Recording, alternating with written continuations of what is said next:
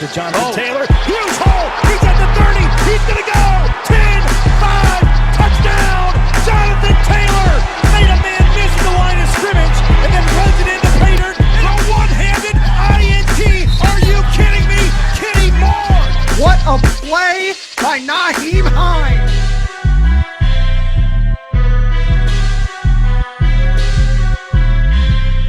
Horseshoe is back, baby. The horseshoe is back. What is going on, Colts Nation, and welcome back to another episode of the Bring the Juice Colts podcast. Cody and Derek back with you. Derek, it's been a minute since we've been together, man. I know we both had a lot of things going on, but glad to be back here, man. How are you doing?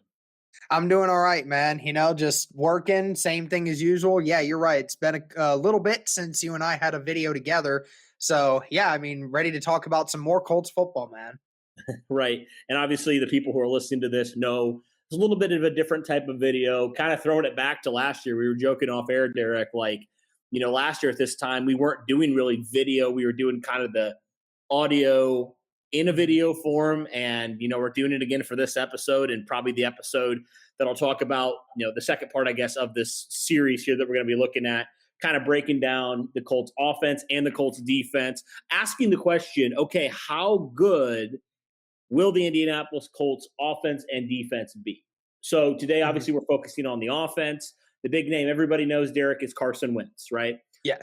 Just had his introductory press conference here. I believe it was this past week, and was kind of answering a bunch of questions. He went on Pat McAfee's show. Seems like it's been a really good place for him mentally. I know he just got here not too long ago, and you know, less than a week officially being an Indianapolis Colt, even though he got traded a few weeks ago.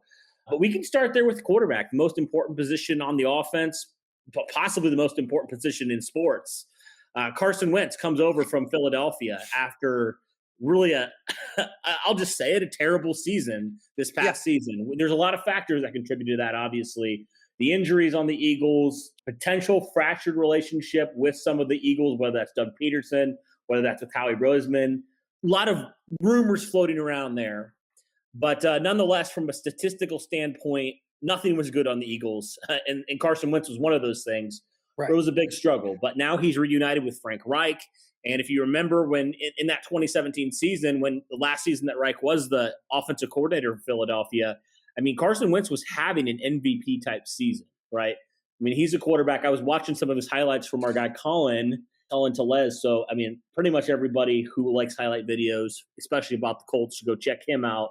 Mm-hmm. But just looking at Carson Wentz, man, I mean, this guy is from everything, I've said this before, Derek, he is exactly what you are looking for from a physical standpoint for your franchise quarterback.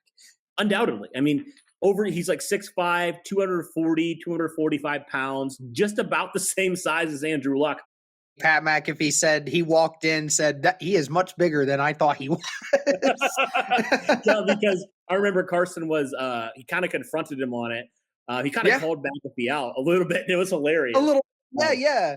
You know, I mean, that was the great thing about that interview is that, you know, the introductory press conference, it was more formal, you know, trying to be civilized. And, you know, he you know, heard what McAfee was saying and he called him out. You know, he seemed to be enjoying himself talking to Pat a little bit. So, you know, he seemed a little bit more open and at peace with it. He was calling Pat McAfee out a little bit. So it was funny.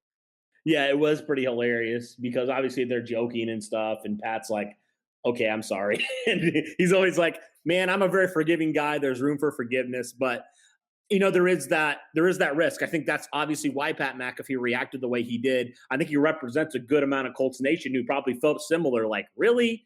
Carson Wentz? Out of all the options you had, Matthew Stafford, you just name a few. You know, Matthew Stafford's obviously the most important one. Aaron Rodgers potentially being on the move. Obviously, that hasn't happened. But, you know, you get Carson Wentz. And I guess everybody's had the question, okay, what are we going to get from Wentz here in 2021? I mean, 2020 was terrible. But 2017 and even 2018, you look and you're like, okay, I mean, this guy shows you a lot of things, man. Like he can make some of the most insane throws I've ever seen. Like there were so many times. How many times has Carson Wentz is on the move, you know, escaping pressure and just making these insane, and I'll just say it, Andrew Luck type of plays. Like, Yes. I watched a highlight of him yesterday, and I was just like, oh my word, like hands on my head. Like, I don't know how he just made that play happen. Like, that is Yep. incredible. And that's what you get with Carson Wentz. He's a mobile quarterback. I would say, from a mobility standpoint, he's probably a little bit more mobile than Andrew Luck. I mean, I saw him take off, or at least more willing to run it. I saw him take off a lot in some of those highlight videos, and I was like, man, this guy is athletic as all can be. And obviously, he can sling the rock. I saw one play, Derek, talking about that Jacoby Brissett play a couple of years ago, where literally Carson Wentz is rolling out to his right. He gets hit. He's like falling. He chucks the ball 45 yards into his receiver's hands.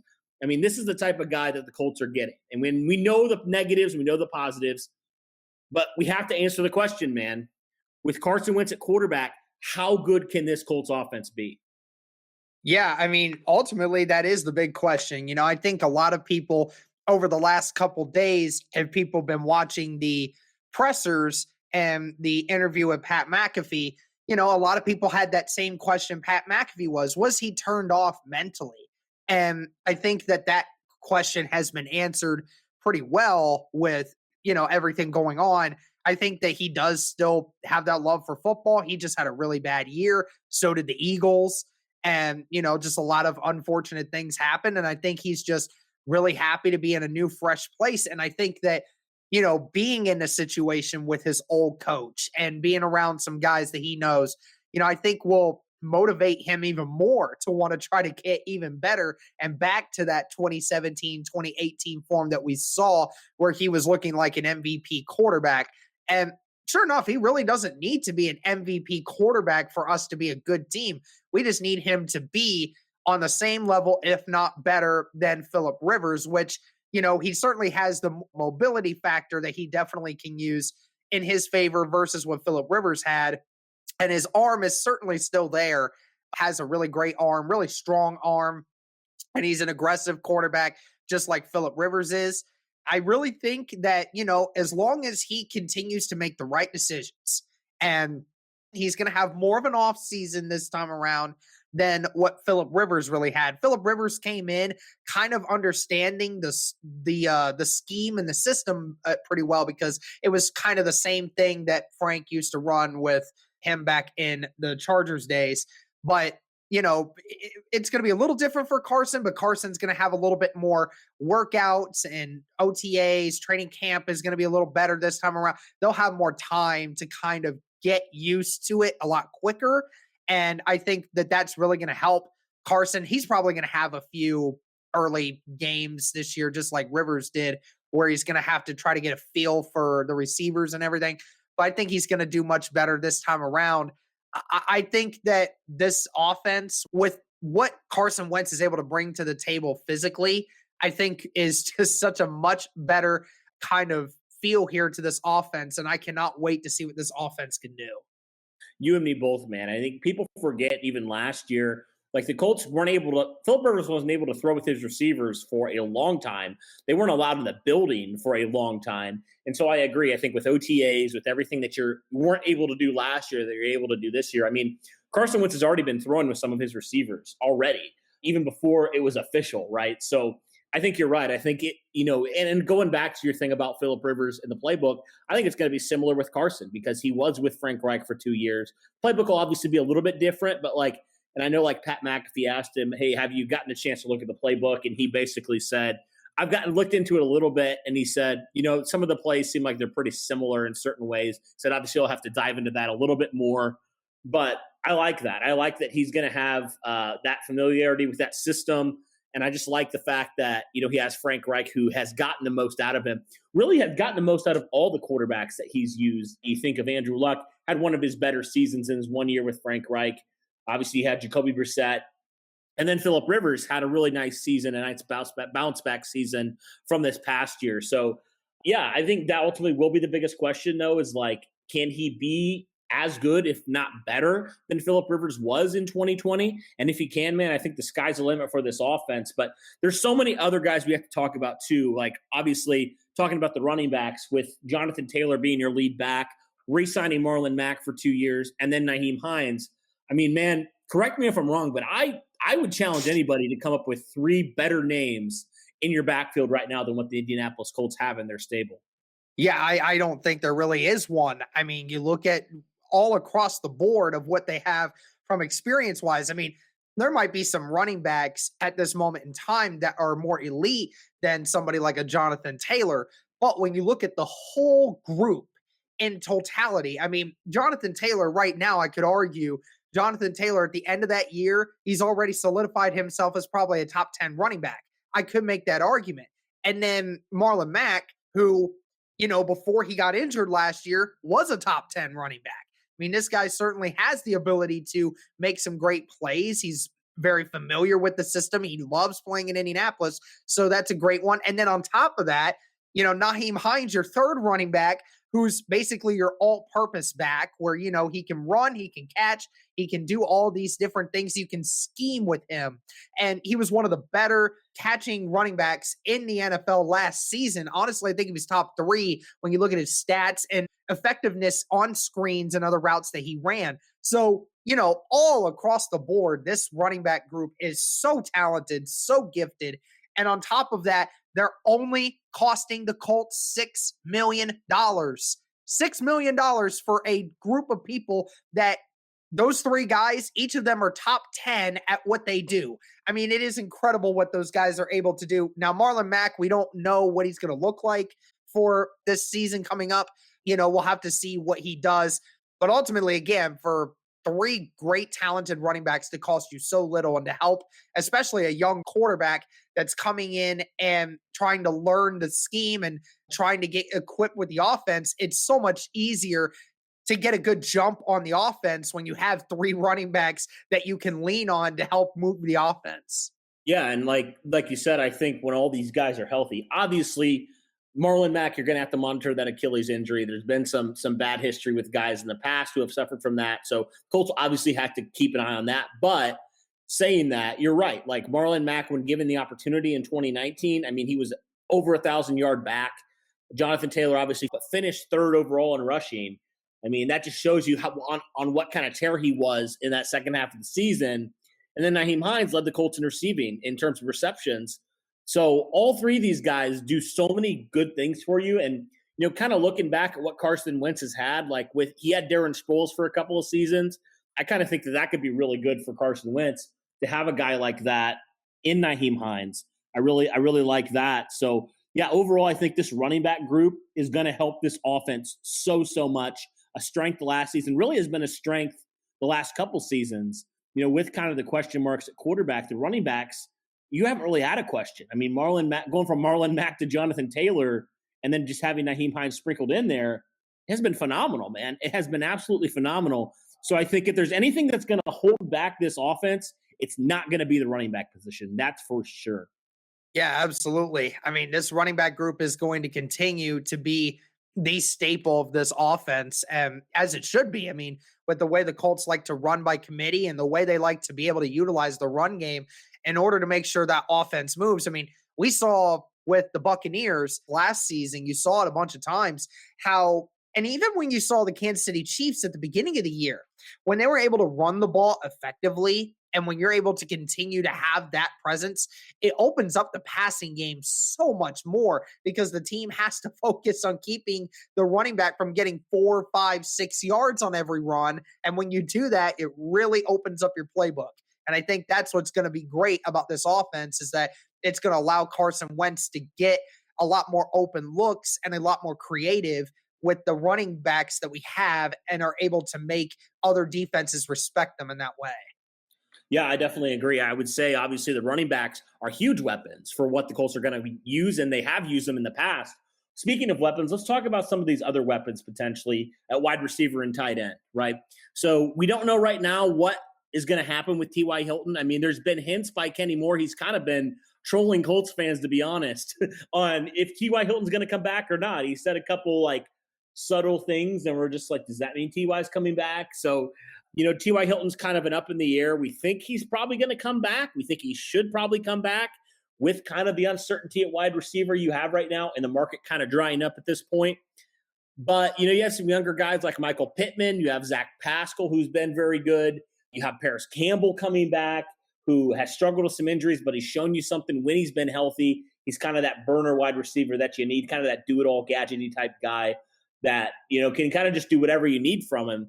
And then you have younger guys like Ashton Doolin, DeMichael Harris for your wide receivers. Then obviously at tight end, you have Jack Doyle and Mo Alley Cox, who are still under contract, uncertain about Trey Burton. I probably think the Colts are going to look to upgrade at tight end and move on from Trey Burton. But what is your overall thoughts on this wide receiver / tight end group? Do you think the Colts need to add to it, or how do you feel about it right now?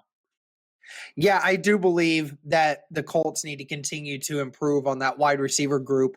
Anyone that's been following this podcast for the last 2 weeks knows how much that I've been really adamant on the Colts getting some kind of wideout that would just level this team up a little more.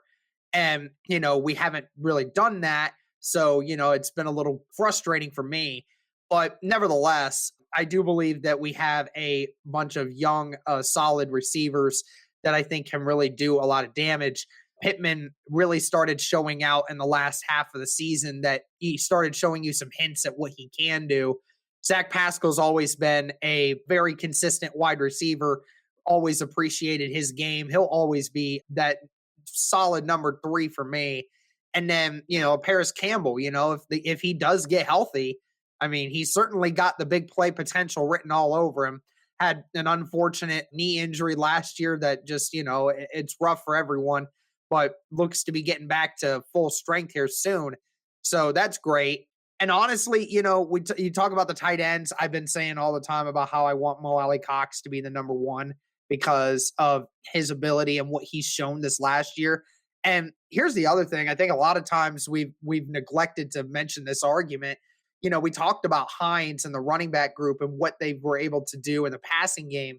I know obviously we've gone past the running backs, so we're talking about receivers, but when we're talking about the passing game here, I don't know if you noticed this, Cody, but last year, the amount of screens that the Colts threw last year was surprising. I don't know if statistically it actually was a lot more than previous years, but it felt a whole lot more like they ran a lot more screens with the running backs. And I feel like that they'll continue to do that, especially early with Wentz, trying to get him, into the groove a little better, and was quite effective too for Indianapolis. With the offensive line that they have the ability to go out and block for a lot of screen plays because a lot of their offensive linemen are really good at doing that.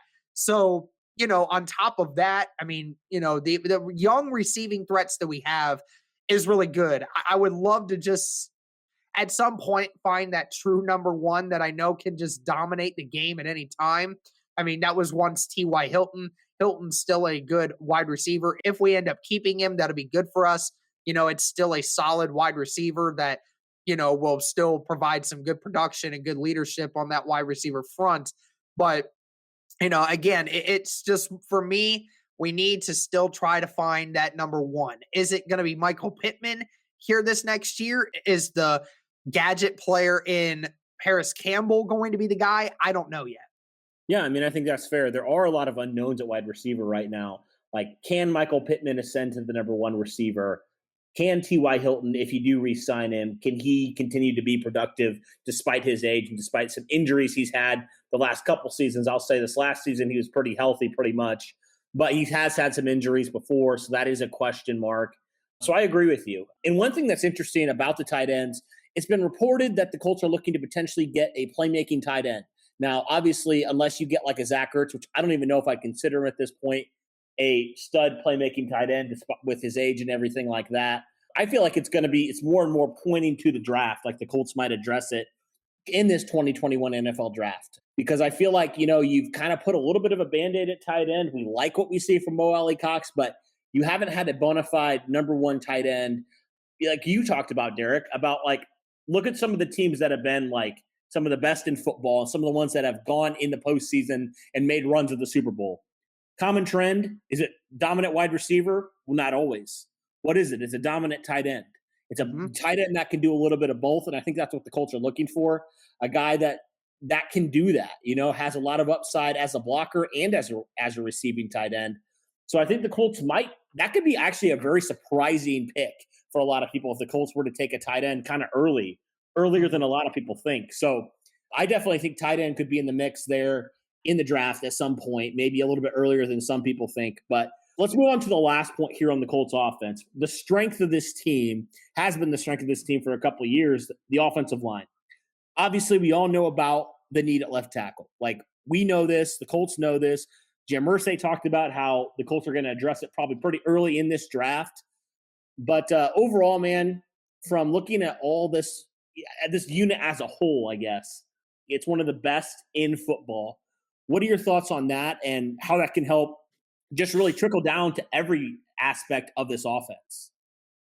I mean, it really has come full circle over the last like 5 years. We've always said it, but a lot of times, it kind of got glossed over with, the new age of the quarterback and how amazing and important it is.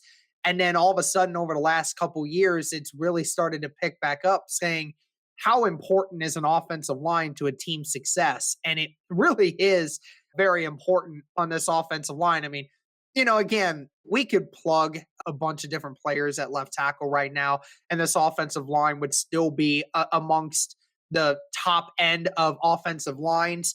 And, I truly believe that because, the 4 guys that we know are coming back, those guys are all really good. I mean, you got 3 offensive linemen currently that are probably top 5 at their positions currently at what they do, left guard, center, and right tackle. So, if that tells you anything about how good this offensive line is, I mean, it's obviously great. But, this is so pivotal for a quarterback coming into a new system, right? Coming to a new team, a new system, and at a place where last year he was getting hit a lot. Now, granted, Carson Wentz did a little bit of that to himself. I'm not saying that he didn't, but there were a bunch of times where that offensive line was so atrocious that, he was running for his life, and the great thing is if we do address that in the draft, then there's probably a good chance that, Carson's not going to get sacked that much and he's not going to have to worry as much and he can afford to take some of those shots and wait a little bit longer to get creative, do things like that. May result in a few more sacks than what we saw Phillip Rivers do, because Phillip Rivers isn't a completely different quarterback. Phillip Rivers was used to throwing the ball quickly, getting it out. I mean, I think he threw it the 3rd quickest of any quarterback in the NFL last season.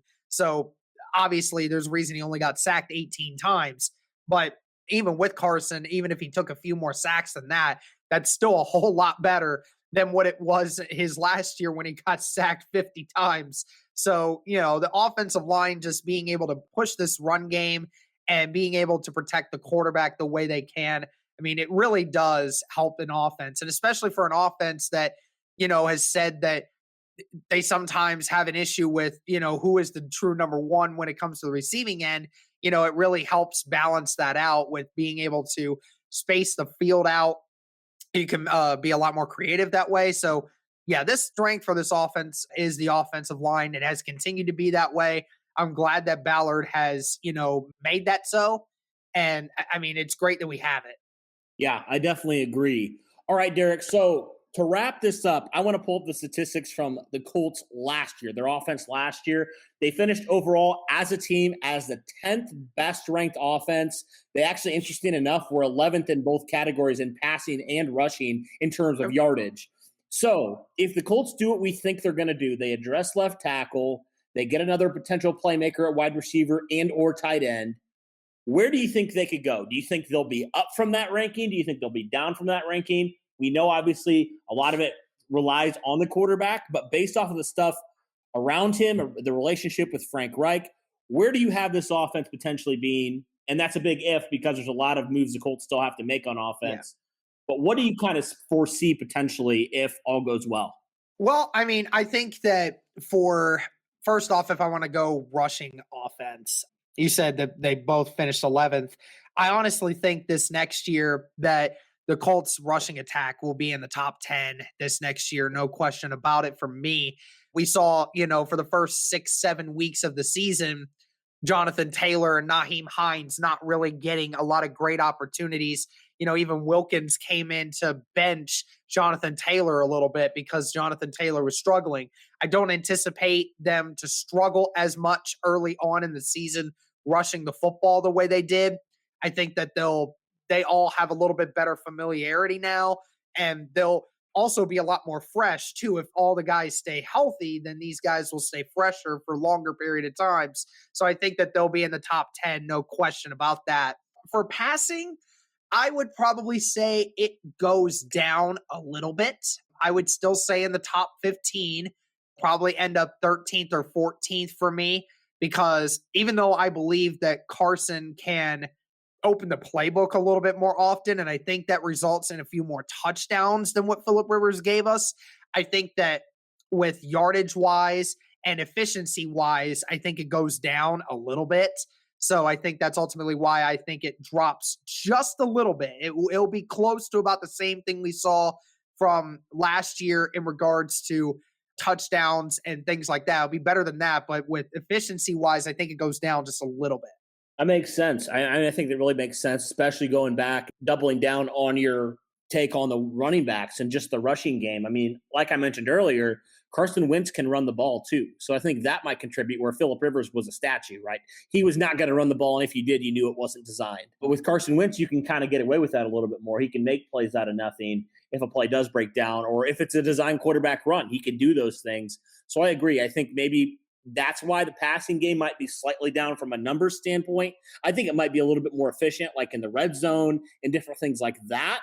But I think maybe statistically, and stats lie a lot, we talked about this a lot, but I think overall maybe the running game will go up, while maybe the passing yards might go down just a tad. I think the touchdowns will certainly go up for that, but maybe the interceptions go up as well. I mean, honestly, you don't know, but that's kind of my thought on it. And yeah, I think that'll wrap up our look at talking about the Colts offense. Will it be better? Will it be worse? We kind of think it might be right around the same. Obviously, we'll think some things might be a little bit better, some things might be a little bit worse. But one thing is for certain, the quarterback, there's a lot more potential with this quarterback than there was with Phillip Rivers. I think it's obvious we can say that. Carson Wentz opens up the playbook a lot more. So I think the Colts are going to be a lot more unpredictable this year, just because they have a quarterback that allows them to do that. They have the trio of running backs now that you really feel confident in. If they bring back T.Y. Hilton, you feel okay about that wide receiver group, because the Colts were doing it without Marlon Mack, without Paris Campbell, without really a starting caliber left tackle for a decent chunk of that season last year. So if all those things can come together, I really feel good about this offense, man.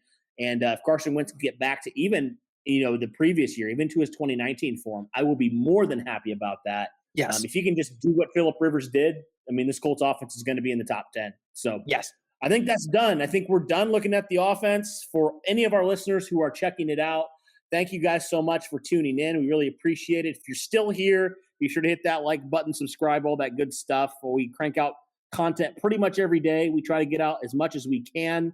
We really appreciate all your support for over 6,000 subs. All right, guys, thanks for tuning in. And as always, go Colts.